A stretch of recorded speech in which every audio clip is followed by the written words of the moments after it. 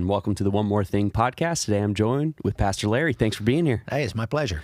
So really enjoyed the history lesson this week. Yeah. So I wanted to start off, you went through all like the maps and the kingdoms and pulled the perspective. I love that. But why do you think it's an important thing to give historical context to these biblical stories?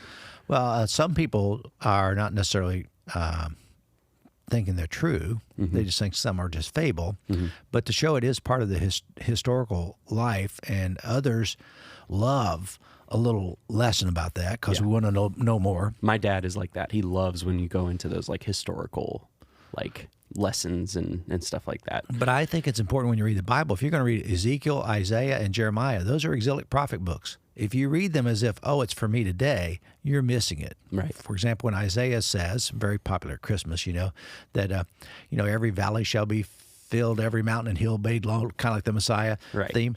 But what he's saying is that when you're in exile, there's a longing that you're going to come home. One day, it's going to happen, and the road back home is going to be smooth. That creates hope for the future. And Isaiah is a book of building hope. Of course, scholars say which Isaiah, because there's a first Isaiah in the middle of the book. They call it a Deutero Isaiah or second Isaiah. And then there's actually a third Isaiah that were written at different points of the exile, possibly by three different men. 3 different authors, okay. But they pull it together under one book about hope for return from exile. So it depends on where you are in that whole thing. But I think it's... For me, I like just a little bit. I try not to give so much to where it's a yawn city because sometimes it gets too technical. No, it was a perfect balance. I think the visuals always help too because I'm a very visual learner, so that helped me. But I think you're right. I think just reading these stories at face value, they can kind of lose something, and so giving that historical context and understanding what was happening at that time really helps you understand. And then you correlate it to how it can be applicable today. So I thought that was great. So the perspective thing, and this I love when you guys do this to where you present this idea and then you close it with a story that ties it all together. And you talked a lot about inspiration over mandating, and it's a very relevant topic today because I think on the political side, I think there's 2 very hard camps as far as, we need to mandate or we need to inspire and allow people to make their own decisions. Well, in evangelism explosion type things in the evangelical church, and I'm very trained in this, even though I'm beyond that now, but at one point, very formidable in that. But there are 2 concepts of evangelism. One was that's called the Roman style. Romans were very confrontational in battle. Mm-hmm. They would, everything was about confrontation. You put your shield up, your sword up, everything's good. And the Roman road is you confront people with this truth, and you got to make a decision, yes or no, yes or no. Do you believe this? And it's like, This is real? Yeah, back in Roman days, but even in the Roman road. No. When you were talking, this is a training that you went through? Yes, absolutely. I'm trained in evangelism explosion, the Romans road. I mean, I was not just trained in it. I was trained to be a trainer. So I was the teacher of this stuff. And now I look back and just go, I'm so sorry. Yeah. But when you confront someone, and the Roman style of battle is the same type of evangelical approach. Have you come to the place in your spiritual life you would die, would you know for certain that you're going to go to heaven? And most people would say, no. Well, can I give you certainty? And you give them the certainty. Well, Jesus Christ died on the cross for your sins, and if you accept his blood as the sacrifice, the atoning sacrifice, then you too can go to heaven. And it says so in the Bible. Don't you believe the Bible's true? Yes. Then you prove it by the Bible. The Celtic or Celtic, depends on what I say, Celtic, form of evangelism was the Irish method. And that simply was, we don't confront you about who you are, and once you agree to our principles and you say the prayer you're in. The Celtic view was simply, or Celtic, you live in our community and you rub off what we live rubs off on you, and it's the love of God. And once you decide, I want to be a part of a loving community like this, you're in. Completely different approach. Yeah. No, one is like a fire insurance salesman, Exactly. So many years ago, I realized which camp I wanted to be in. Yeah. And I left first camp and I moved to the second camp because I think it's so much better to love people and to let them experience the love of God. And as I said this weekend, about mandates, the mandate is, believe this or you're going to die and go to hell. Right. You got to accept this or you're going to die and go to hell. This is the mandate. Yeah. But inspiring someone is so much better. I mean, in the political world, let me shift from the church to the politics, and I don't normally do this, but I long for a leader who will inspire. Yeah. We miss that, and 100%. somewhere we've forgotten that. It's a battle between two camps, and where's the inspiration? I love a quote from, or actually a video I saw from Ronald Reagan many years ago, where he said, it's not about left or right, but it's about what lifts Americans up or down. And whatever lifts us up, when the tide goes up, all the boats are lifted. Yeah. So let's work on the tide. I hear so much in the area of racism about how terrible we are. I would love for someone to stand up and say, look, we agree some of the things that happened in the past were horrible. Mm-hmm. They were racist. But look how far we've come. Yeah. And I know we have a way to go, and we're going to try to get there. But instead, it's like there's no upward progression. We're just all dirty, rotten sinners, or we're all racist, misogynist. Everything's the same, and nothing has ever changed. And it has changed. If Martin Luther King Jr. were here today, he'd say, I cannot believe how far the country has come. Yeah. We have progressed a long way. No, we're not there.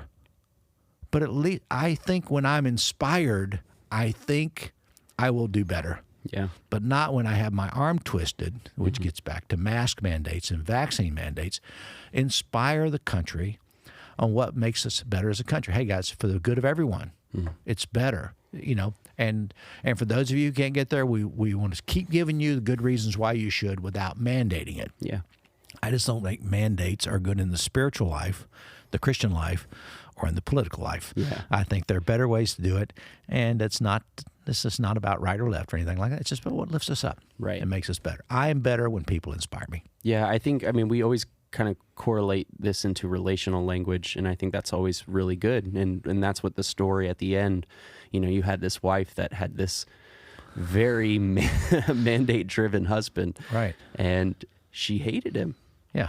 She was happy when he died. And then to go back through that list when she was in a relationship that she loved and enjoyed and realize, I'm doing the same thing. How do we inspire people, because even if you were to take a gun to everyone that comes into our doors at Suncoast and be like, you need to give 10%. Right. You need to give 10% of your income so we can do the things that we need to do to help the community.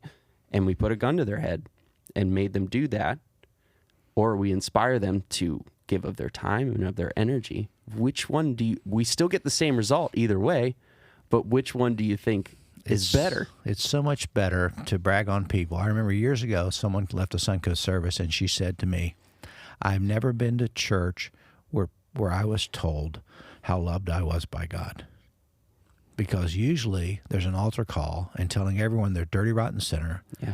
And that whole, you've got to understand this evangelical game. You got to repent, confess, believe in Jesus as the Son of God, and then receive the gift of salvation.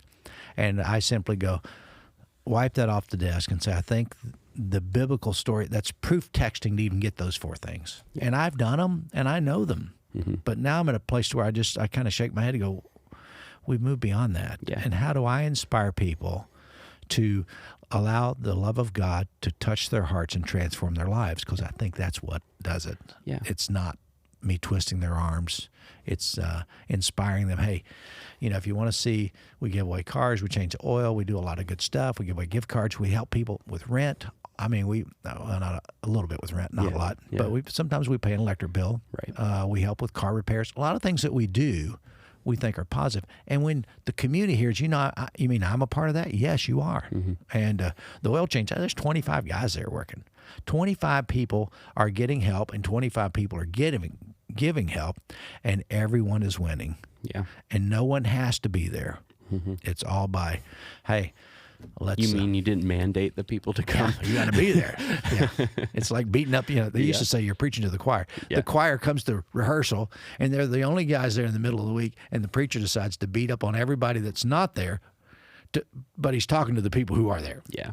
And it's just not It's not smart. Yeah. No, I couldn't agree. We did this new song this weekend called Sure Thing, and the message of the song was it really correlated well with this series, and that's one of the big reasons why we did it. And it talks about these things that that we put so much stock into, these whether it's these list of commands or whatever it may be, that are driven out of fear. Those are, there's a line that says every other sure thing surely fails. Right.